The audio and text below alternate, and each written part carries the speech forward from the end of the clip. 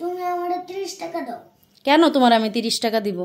উম্মা তুমি আমার রিস্কা দিয়া নাই না আড়ে আনছো, রিস্কা ভাড়া না দিয়া এই 30 টাকাটাই দিতে কইছি।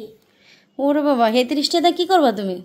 আমার ব্যাংকে বইরা দেখমু কত টাকা হয়। ওরে আল্লাহ রে, এখন আমার 30 টাকা দিতে হইব।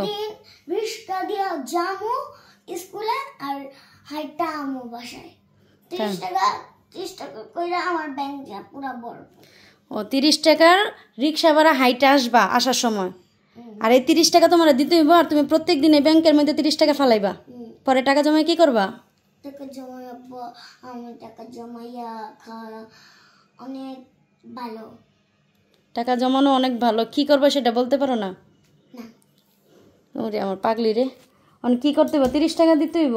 হ্যাঁ, আজকে আমি হাঁটায় আনছি দিকে 30 টাকা। আমি তো হাঁটাইছি তোমার শরীর স্বাস্থ্যের জন্য, ওই যে মোটা হয়ে যেতেছো যে, সবাই তো হাঁটানোর বিনিময়ে তো তুমি আমাকে 30 টাকা দিবে। মানে হাঁটলেই যে 30 টাকা দিতে হবে এটা তো আমি জানি না গো সোনা পাখি। আচ্ছা যাও, সমস্যা নাই, তুমি জমাইতে চাইতেছো, আমিও তোমাকে দিতেছি 30 টাকা করে প্রত্যেক দিনই। বার 30 টাকা করে তুমি হাইটে আসবা। 30 মানে কতক্ষণ লাগছে আজকে হাইটে আসতে? 10 মিনিট 12 মিনিটের মতো লাগছে না? না পড়ো তো তুমি আর তো দ্রুত হাঁটলেই তো আরও তাড়াতাড়ি আসতে পারতাম।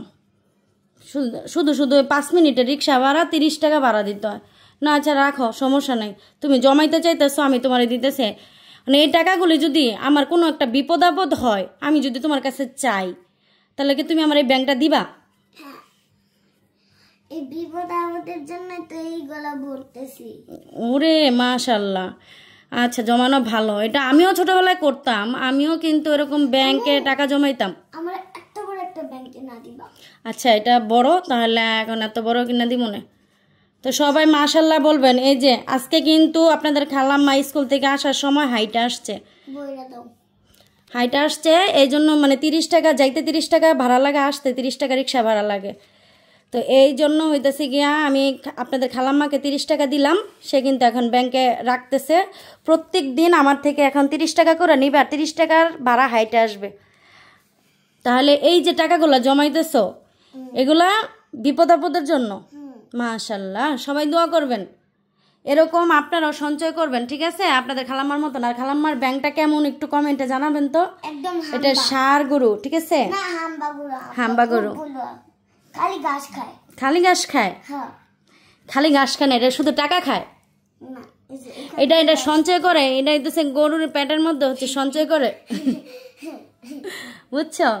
সঞ্চয় করতেছে তোমার বিপদ আপদে, এটা যেন কাজে লাগে।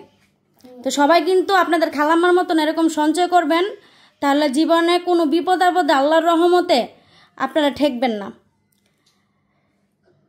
তো আপনাদের খালাম্মা কিন্তু খুবই হিসাবি। তো এই যে টাকাটা যে আপনি ব্যাংকে রাখলেন, আপনার অনুভূতিটা বলেন। খুব ভালো, খুব ভালো।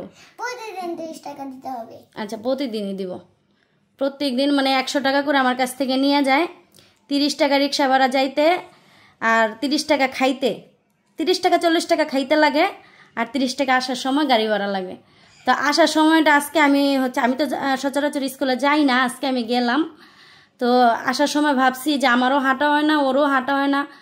তো ও হাঁটতে না হাঁটতে একটা আইসা পড়ছে, অনীহার আইসা পড়ছে হাঁটার প্রতি। তো আমি চিন্তা করলাম যদি একটু একটু করে হাঁটাই, ওর শরীর স্বাস্থ্যের জন্য ভালো। কি হয়েছে, এই যে বৃষ্টির ফোঁটাগুলা পড়ছে, আমার শরীরটা যেন কেমন লাগতেছে। আরে পাগলি রে আমার, এই জন্য যদি অসুস্থ হও, সামনে পরীক্ষা, 4 তারিখ থেকে পরীক্ষা, যেগুলো দিয়ে ডাক্তার দেখাইবো। ওই যে দেখো, হ্যাঁ বৃষ্টিতে ভিজবার, এগুলো দিয়া বলে ডাক্তার দেখামো। এটা বিপদ না? ও অসুস্থ, এটা বিপদ। তো এই জন্য অগ্রিম চিন্তা ভাবনা এটা না, তোমার আর আমার বিপদ, এর লেগে এটা নিছে। আচ্ছা সমস্যা নেই, কালকে আবার দিব না, কালকে স্কুল বন্ধ তো, আবার শনিবারে। আচ্ছা কালকে কি বন্ধ? কালকে শুক্রবার না, আজকে বৃহস্পতিবার না, 2 দিন বন্ধ। 2 দিন বন্ধ, শনিবারে বন্ধ, 3 বন্ধ গেছে না, 3 শুক্রবারে বন্ধ। ও বন্ধ, স্কুল বন্ধ হইলে ভালো। এই যে কালকে আমার রাইখা তুমি যে রইলা, আমার কইলা দুপুরবেলা ফোন দিয়ে যে আমি আসতেছি, পরে যে আসলা না, কালকে জানো তোমার লাগে কতটা লস হয়েছে আমার? কি কি কমু না কি লস হয়েছে। কও আচ্ছা যাও রেখে আসো যাও।